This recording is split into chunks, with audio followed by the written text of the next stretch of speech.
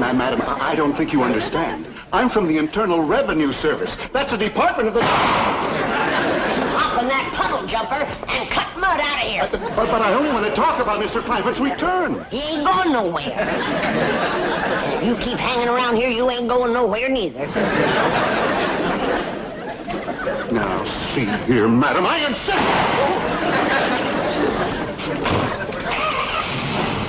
I'll be back. I'll be waiting.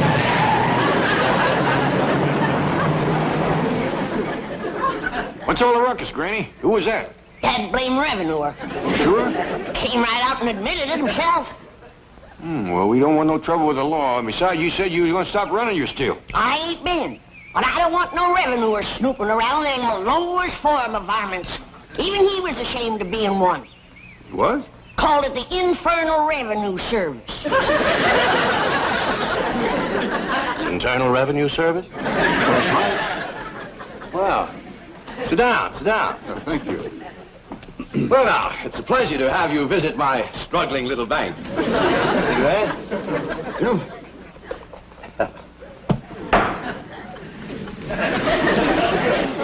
There we are. Yes, it's always a pleasure to see you splendid chaps from the Internal Revenue Service. You know, I was just talking to my taxman yesterday. Aspen? No. Mr. Drysdale, I'm not here to talk about your income tax return. You're not? No. But your taxman did handle the return for Mr. J.D. Clampett, right? Oh, yes. Mr. Clampett is my largest depositor. Wonderful man. Salt of the earth. Honest as a day is long. Lovely family. Mr. Drysdale, I was just fired on by a member of that lovely family. Fired on, you mean shot at? With a double-barrel 12-gauge shotgun.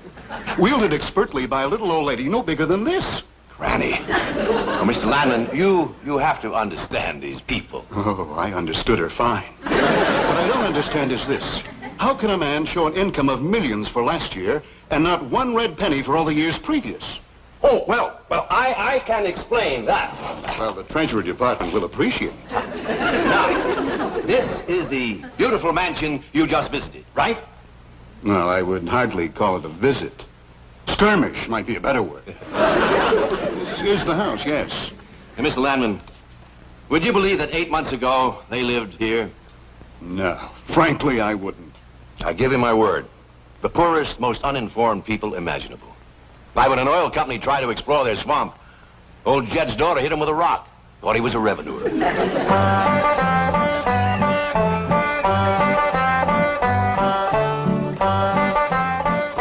What you got there? Stranger? Where'd you get him? I dinged him with a rock. What for? He was skulking around down by the slough.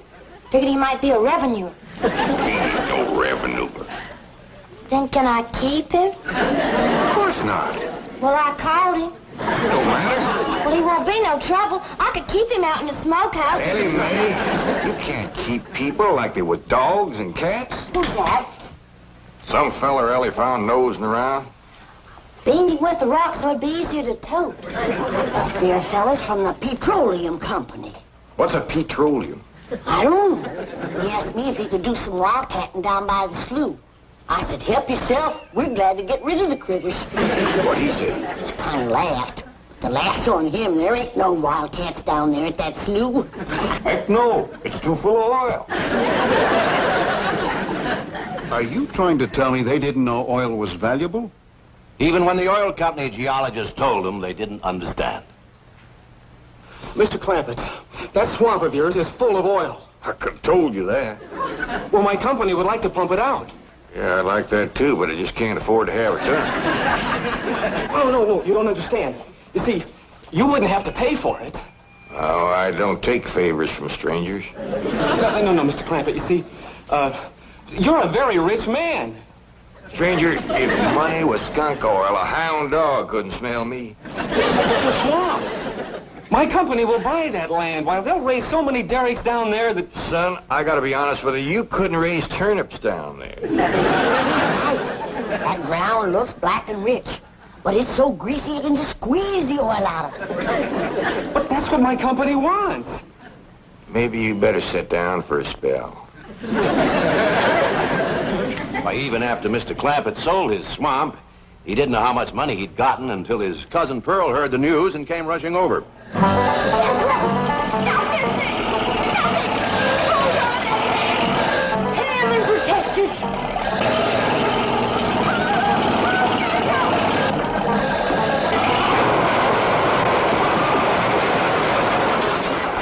Did they hit us, kid?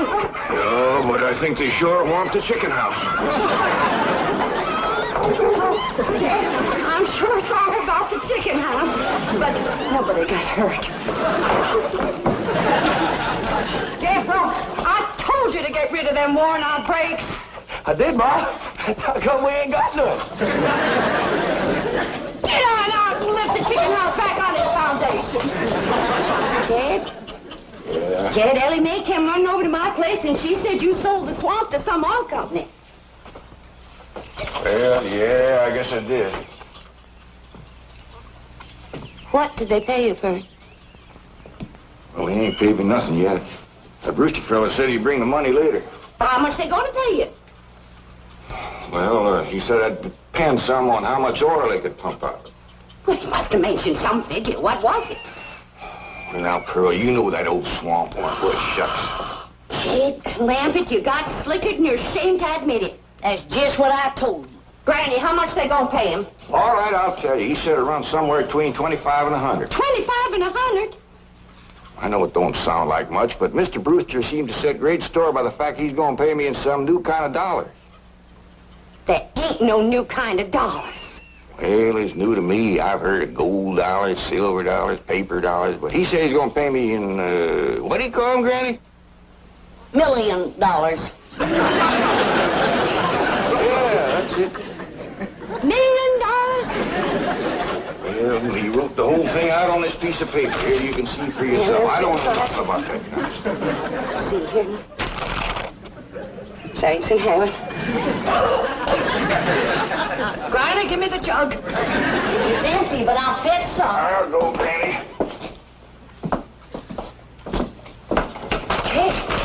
Kid, you're a millionaire. A millionaire. Yeah, that's what that Brewster fella kept calling me. I didn't know just how to take it. You meant you're rich. Me? The richest man in these hills. Maybe in the whole state. Oh, Jed, you can have anything you want. Do anything you want. Go any place you want. Yeah, that's another thing he kept saying. He said he reckoned I'd be moving away from here soon. What do you think, Pearl? You think I ought to move? Jed, how can you even ask? Look around you. You're 8 miles from your nearest neighbor. You're overrun with skunks, possums, coyotes, bobcats. You use kerosene lamps for light. You cook on a wood stove, summer and winter. You're drinking homemade moonshine, washing with homemade lye soap. And your bathroom is 50 feet from the house, and you ask, should you move? Yeah, I reckon you're right. Man, be a dang fool to leave all this.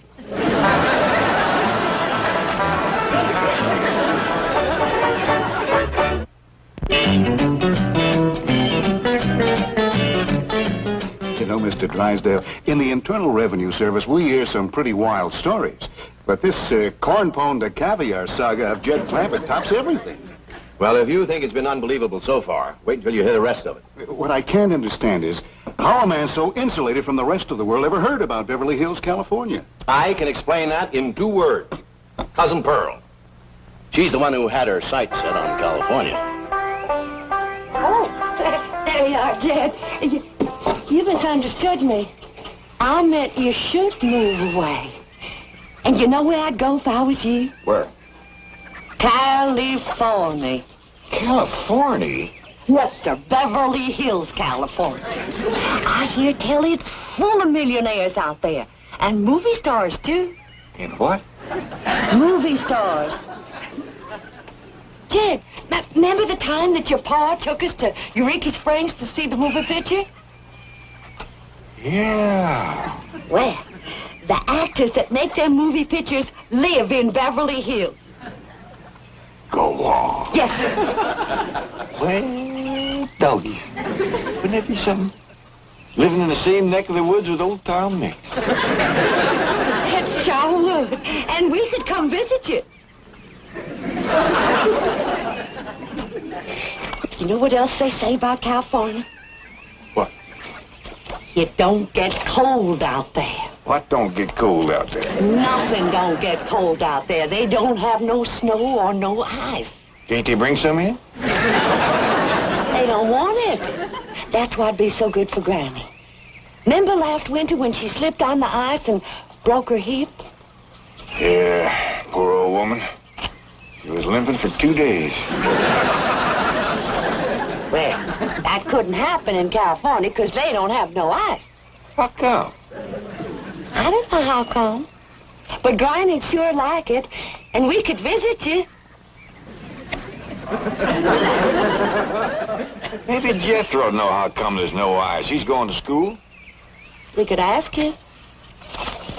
Jethro! Yeah, Ma. Come on over here. Speaking of school, Ellie Mae could get herself a fine education out there in Beverly Hills. Yeah, Ma? Your rich uncle's got a question he'd like to ask you. What rich uncle, Ma? Your rich Uncle Jade. Jethro? How come there's no ice in California? Don't look at me. I didn't take it. You big jerk. Well, I didn't, Ma. Oh, get out of here. Well, you always do. I didn't mean. I was saying, Jed, folks claim California's got it all beat. Why, things grow twice as big out there. Jethro would be a whopper, wouldn't he? He could help you move. He's awful handy at lifting and toting, and he could drive you out in my truck. I tell you what, Pearl. I'm going to have to study on this. When that Brewster feller comes back, I'll ask him what he thinks. Yes, it was Cousin Pearl who planted the idea of moving to Beverly Hills, but it was Mr. Brewster who made it possible. Who's he? Vice president of the oil company that bought Mr. Clampetts' land. Yes, Brewster's often told me the story of that fateful evening. Well, your cousin is right about that, Mr. Clampett. Beverly Hills is a choice residential area, and lots of millionaires do settle there. Folks like me, huh? Well, millionaires. And movie stars, too. Oh, yeah. Is Tom Mix there? No, I'm afraid Mr. Mix is dead. Oh? Oh, yeah. Oh, what's the matter with me? Remember, Pearl, he got shot at the end of that picture. Well, there are plenty other movie stars, and that's where Jed wants to live. Ain't it, Jed? I do like the notion of living in the hills. Never could stand flat country. Mr. Clampett, I think it only fair. That is, well, I think you may have a wrong idea about Beverly Hills. Is that where you live? No, my home is in Tulsa. Well, see, maybe you could get us a place there in your neighborhood. Mr. Clampett, let's not beat around the bush. You will love Beverly Hills. Then that's it. Can you steer Jed onto a good place? No, I can get the bank out there to handle it for him. He'd like a nice big place with plenty of room for his kinfolk to visit him. Well, I would like a nice, roomy place if I could afford it. Oh, Mr. Clampett, with your money you can afford the Taj Mahal. Okay, I'll take it. Well, no, you see, I was just making a little joke. Oh, well, go right ahead. Well, you see, the Taj Mahal is in India.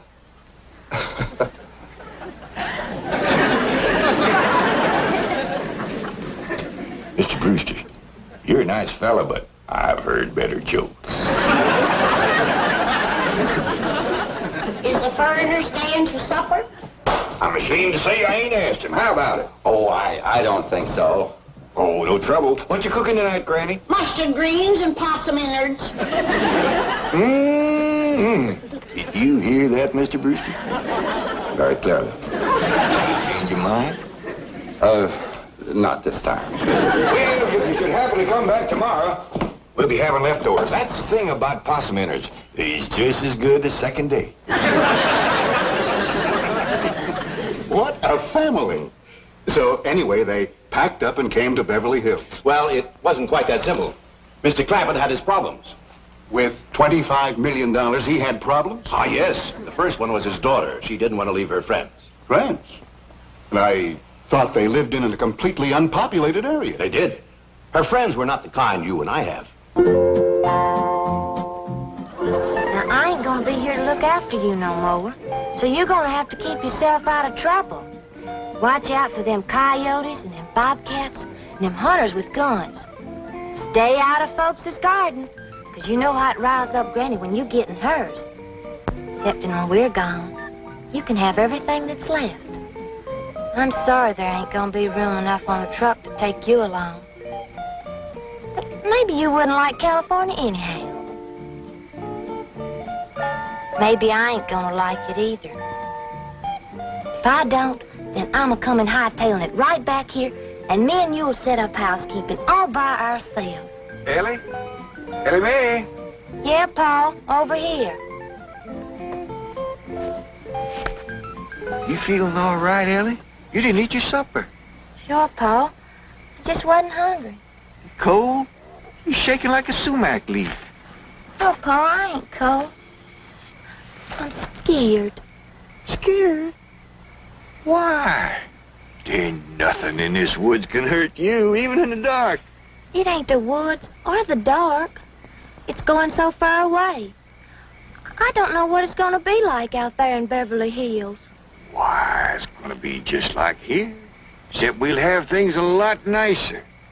Will I go to school and wear fancy dresses like city girls and put powder on my face and get my hair all fixed up in one of them there beauty parlors? Why, sure you will. Well, then I ain't going. I want you to meet the Clampetts under different circumstances. You'll find them to be really charming people. Including Granny? Oh, yes. This time you'll get a completely different reception. I promise you.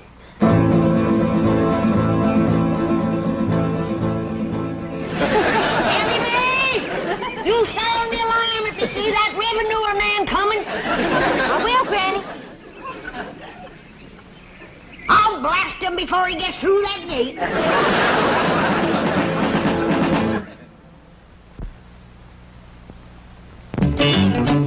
Of course, even after Mr. Clampett convinced his daughter to leave her animal friends, he still had Granny to contend with. I guess she didn't like the notion of being uprooted. That's putting it mildly. The way he tells it, she just downright refused to budge. Ellie? If old Duke sits there with you, there ain't going to be room for Granny. Oh, that's all right, Paul. Granny ain't gone. Who says she ain't? She says she ain't. That's right, Uncle Jed. She's just sitting on the back porch in her rocker, and she says that's as close to California as you're going to get her. We'll see about that. Dang if I ain't got me the mulest women. First it's Ellie, now it's Granny. We ain't never going to get there. Now, what's all this nonsense about you ain't going to California? Ain't no nonsense to it. If the good Lord had wanted me in California, he'd have put me in California. Maybe he's just getting around to it. The book says he moves in mysterious ways. Well, if he moves me, I'll go. But you and Big Jethro ain't a budging me. Granny, this here Beverly Hills sounds like the kind of place you'd like. That Britcher fella says they got smogs out there. What's a small? Well, me and Jethro figured out that's a small hog. And you heard what Pearl said. He ain't got no snow out there. You could run your still the year round. Runs the year round here. Yeah, but walking down through the snow to the still always makes you feel so miserable. I might feel miserable walking down, but the way I feels coming back makes up for it. Granny, we've been planning and talking about this trip for days. You never said you wouldn't go. Never said I wouldn't either. But that Buster feller has bought us a house in them Beverly Hills. He sent our $25 million to the bank out there. Well, you just chase on out after it. I'm staying right here. And I ain't afeard neither. Granny, I ain't leaving you here alone. And I ain't a budging out of this rocker. Let her roll, Jethro.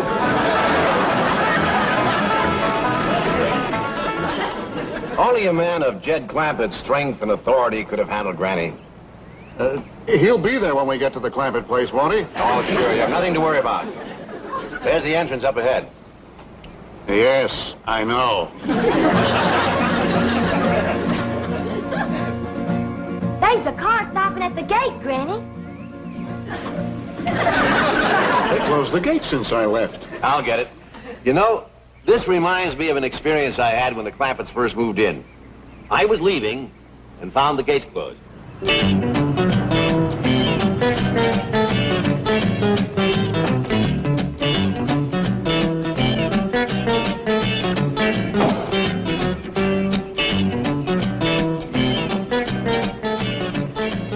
Hello. Hello. Mr. Clampett, can you hear me? Yeah, I can hear you. Good, good. I need your help. Sounds like you're inside the wall. I am. Would you let me out, please? Well, you bet I will. You stay right where you are. I'll get me an axe and have you out of there in no time. He demolished 10 feet of wall before I could stop him. Granny, Mr. Drysdale's opening the gate. Good. He's leading that revenuer right into a trap.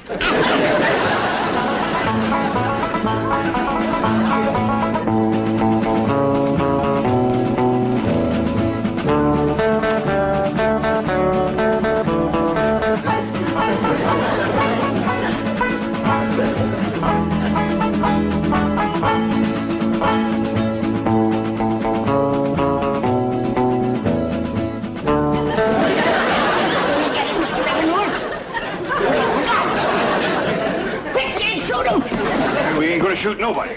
He ain't nobody. Revenuers and buzzards don't count. Go on inside and cook up some victuals. Since when is a revenuer company? Mr. Clampett, I'd like you to meet Mr. Lamb. Pleased to meet you, Mr. Clampett. How do you do, Mr. Landman? Since you're a friend of Mr. Drysdale's here, I reckon you're welcome. But as you can see, we don't cotton to revenuers. I'm not a revenuer, Mr. Clampett.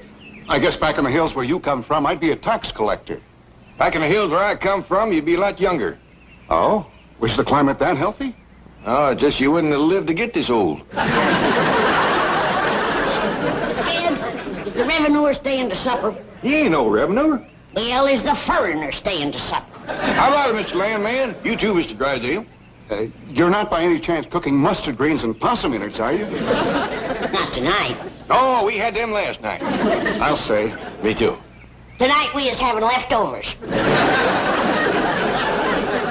That's the thing about possum innards.